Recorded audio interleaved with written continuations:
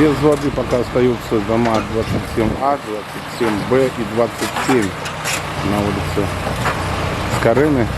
Работники водоканала обещают сегодня все исправить.